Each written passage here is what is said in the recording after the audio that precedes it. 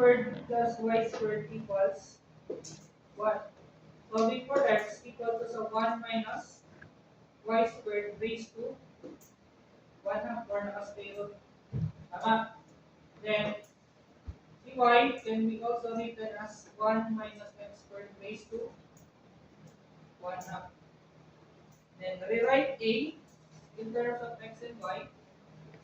X hat to multiplied by x times y natin is 1 minus x squared raised to 1 half plus y hat times 3x squared. Banda natin ang value yung x, so magiging 3 times 1 minus y squared na lang plus y d. Okay. And simplify, a is equal to x hat times x times 1 minus x squared raised to 1 half plus y hat times 3 minus 3y squared plus y b. Wala pa itong dy. So, yan. Then that product tayo, ADL. So, mawawala lang yung mga unit vector natin. So, ito yung magiging x times 1 minus x squared raised to 1 half dx plus 3, rearrange ko lang na maganda. Para may 3y squared plus y plus 3 dy. Then, perform punto integral. So, ito sa integral of x times 1 minus x squared raised to 1 half dx. Then, plus the integral of negative 3y squared plus y plus 3 dy. So, kunin mo natin yung general representation ng itong result na to, then substitute natin mamaya yung mga bounds. So, simplify the equation, ito muna ang first term. Pwede tayo mag-u sub.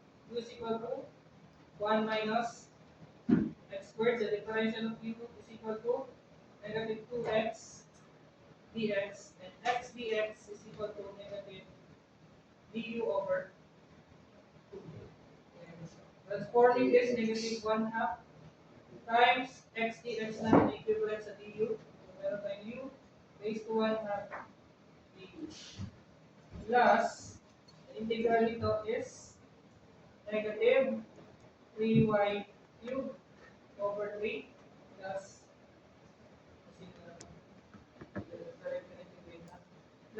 y squared over 2 plus 3y. Then, mamaya natin apply yung mga boundaries. Equal to sa negative 1 half times 2 over 1. Tama? U raised to 1 half is equal to u raised to 3 halves over 3 halves. 3 halves. And yung bounds natin, x1, x2, plus negative y cubed plus y squared over 2 plus 3y. Then bounds natin ay y1, y. Then, equal to sa rearrange na natin, negative 1/3. Balik na natin si u, which is 1 minus x squared raised to 3 halves from x1 to x sub 2 plus negative y cubed plus y squared over 2 plus 3y evaluated from y1 to y2.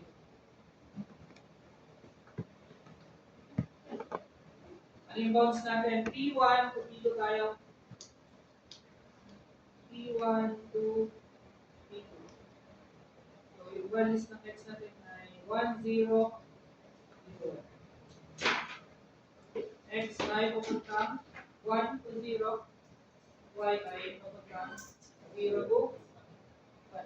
Lagyan natin dito, negative 1/3 times 1 minus x squared raised to 3 halves from 1 to 0 plus negative y cubed plus y squared over 2 plus 3y from 0 papunta y.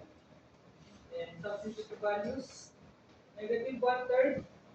So ay magiging positive. 1 raised to 3 halves, tama. Plus negative 1/3 times 1 minus 1 ay 0. Plus negative 1 plus 1 half plus then wala na 0 plus or minus 0. 0, 55, negative 1/3 minus 1 plus 1 half